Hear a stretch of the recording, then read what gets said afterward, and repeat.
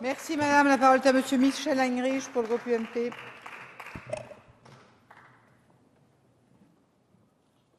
Madame la Présidente, Madame la Ministre, Monsieur le Président, Madame la rapporteure, Monsieur le rapporteur, mes chers collègues, réussir la transition énergétique est un enjeu majeur en termes d'environnement, de santé, de préservation du pouvoir d'achat de nos concitoyens, de compétitivité de notre économie et de défense de notre souveraineté nationale. C'est donc un sujet qu'il faut aborder avec beaucoup de pragmatisme et qui doit être dénué de toute idéologie. Déjà bon élève au regard des émissions de gaz à effet de serre, 1,2% des émissions mondiales, grâce à l'énergie nucléaire qui produit 75% de l'électricité et assure 15% de notre consommation énergétique, la France réussira sa transition énergétique en réduisant l'usage des énergies carbonées, voire en supprimer l'usage dans la production de l'énergie électrique, ce qui aurait dû être votre objectif pour le charbon. Les autres objectifs vers lesquels nous devons tendre vont aussi, bien sûr, vers la réduction de la consommation des énergies dans l'habitat, ainsi que dans le transport, et particulièrement dans le transport individuel, qui est un gros émetteur de gaz à effet de serre. Et de ce point de vue, il y a des orientations intéressantes dans la loi. Dans l'habitat, le texte aurait gagné à insister sur l'usage de la biomasse dans les réseaux de chaleur ou de la géothermie. Mais par contre, pourquoi autant d'idéologie, de dogmatisme dans la définition de notre mix énergétique? Ce n'est pas la transition énergétique que vous nous proposez, mais la transition électrique. Pourquoi cette chasse au nucléaire, à qui on fixe des limites? Pourquoi d'ailleurs 50%? Pourquoi pas 40%? Pourquoi pas 60%?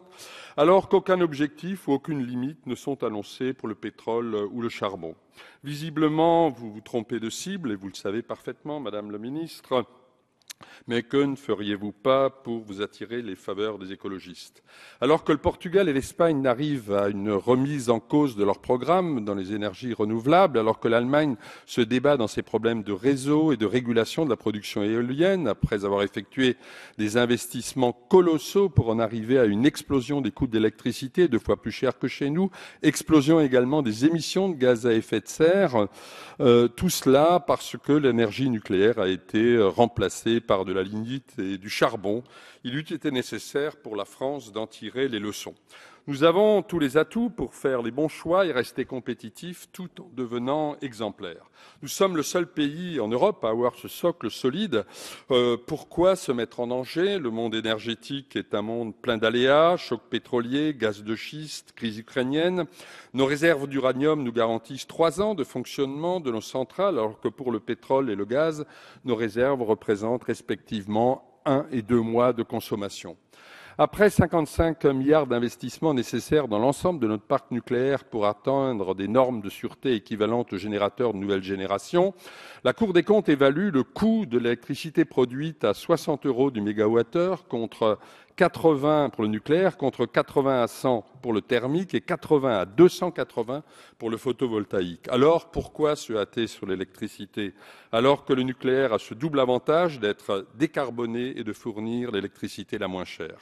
Contrairement aux autres pays, nous pouvons donner du temps au temps en développant la recherche, l'innovation, afin d'obtenir des diminutions du coût d'un photovoltaïque fabriqué chez nous, en favorisant également le passage du fioul au gaz, en développant des moteurs plus performants à très faible consommation et en développant la voiture électrique. Dans le domaine industriel, nous ne bénéficions que d'un seul avantage par rapport aux autres pays, c'est le coût de l'électricité très inférieur à la moyenne de l'OCDE, et ceci en dépit des taxes affectées.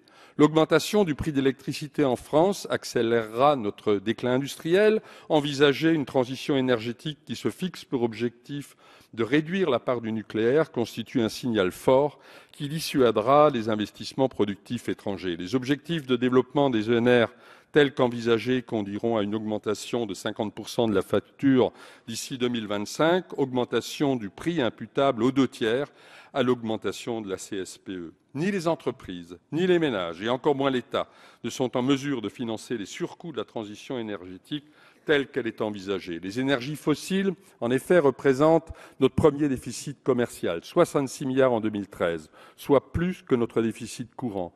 Nous sommes par ailleurs le premier exportateur d'électricité au monde.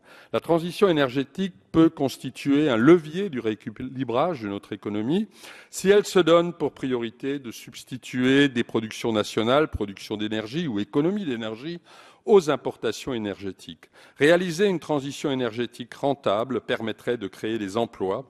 A contrario, votre transition énergétique idéologique détruira de l'emploi, comme l'affirme le rapport Énergie 2050 remis au ministre de l'Industrie. Ce texte que vous annonciez comme étant la grande loi du mandat est catastrophique dans la forme, avec des conditions déplorables de déroulement de nos travaux, qui avaient pourtant plutôt bien commencé, avec la commission spéciale et des débats de qualité au début.